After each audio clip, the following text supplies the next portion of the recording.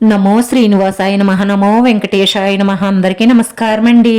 ప్రతిరోజు రాశి ఫలితాలు తెలుసుకోవడానికి ఇంకా మన ఛానల్ సబ్స్క్రైబ్ చేసుకోకపోతే ప్లీజ్ సబ్స్క్రైబ్ చేసుకోండి.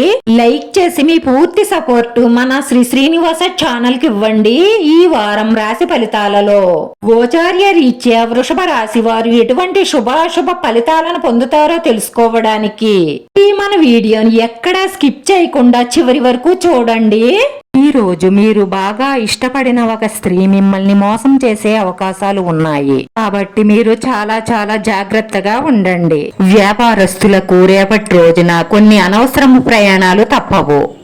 అది మీకు కొంచెం ఒత్తిడిని కలిగిస్తుంది. ఉద్యోగస్తులకు కొత్తగా బాధ్యతలు పెరుగుతాయి. అది మిమ్మల్ని కొంత అయోమయంలో పడేస్తుంది. కానీ మీ తోటి ఉద్యోగుల సహాయ సహకారాలు మీకు లభిస్తాయి.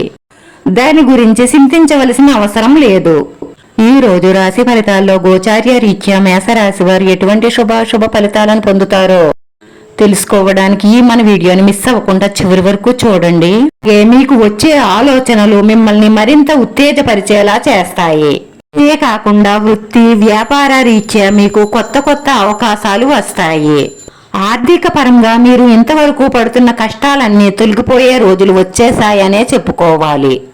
ఇంట్లో పరిస్థితులన్నీ కూడా మీకు అనుకూలంగా మారతాయి. ఇంట్లో ఉన్న మనస్పర్ధలు తొలగిపోయి మీరు సంతోషంగా ఉంటారు. అలాగే కుటుంబంలో ఆనందకరమైన వాతావరణం నెలకొంటుంది. అలాగే ఈ రాశిలో ఉన్న రియల్ ఎస్టేట్ కాంట్రాక్ట్ వ్యాపారస్తులకు అలాగే ఆయిల్ కొన్ని రంగాల వారికి చాలా అనుకూలమైన ఫలితాలు గోచరిస్తున్నాయి. ఆర్థిక పరిస్థితులకు చక్కటి పరిష్కార మార్గం వెతుకుతారు.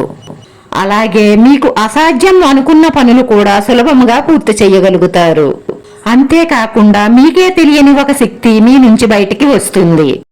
ఆరోగ్యం బాగానే ఉంటుంది. అలాగే వ్యాపారానికి సంబంధించిన సమస్యలను కూడా మీరు పరిష్కరించుకోగలుగుతారు. ఆదాయాన్ని పెంచుకోవడానికి కొత్త మార్గాలను అన్వేషిస్తారు. మీ ప్రేమ జీవితంలో కొన్ని సమస్యలను ఎదుర్కొనే అవకాశాలు ఉన్నాయి, జాగ్రత్త. వైవాహిక జీవితంలో ఏమైనా చిన్న చిన్న సమస్యలు వస్తే కూర్చొని మాట్లాడుకొని ఆ సమస్యని అక్కడతో పరిష్కరించుకోండి. లేదంటే సమస్యలు పెరిగిపోతాయి.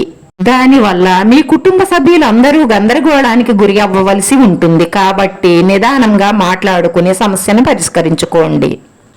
చిన్ననాటి విషయాలు గుర్తు తెచ్చుకుని నవ్వుకుంటారు.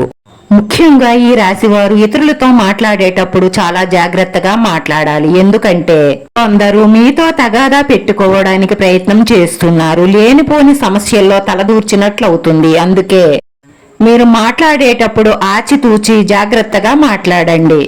మీ మనసులో ఉన్న మంచి సంకల్పాలన్నీ నెరవేరి మానసిక ప్రశాంతత లభించడం కోసం మీ ఇష్టదైవ ప్రార్థన, మీ ఇష్టదైవ ఆరాధన, ఇష్టదైవ దర్శనం మీకు బాగా ఉపయోగపడుతుంది. ఈ రాశి వారి అదృష్ట సంఖ్య 5. ఈ రాశి వారికి కలిసి వచ్చే రంగు గోధుమ రంగు. వీడియో నచ్చితే లైక్ చేయండి. మీ లైక్ మాకు ఎంతో విలువైంది. మీరు లైక్ చేయడం వల్ల ఈ వీడియో కొంతమందికి చేరుతుంది. మన శ్రీనివాస ఛానల్ ఆదరించండి. అందరికీ ధన్యవాదాలండి. నమో వెంకటేశాయ నమః.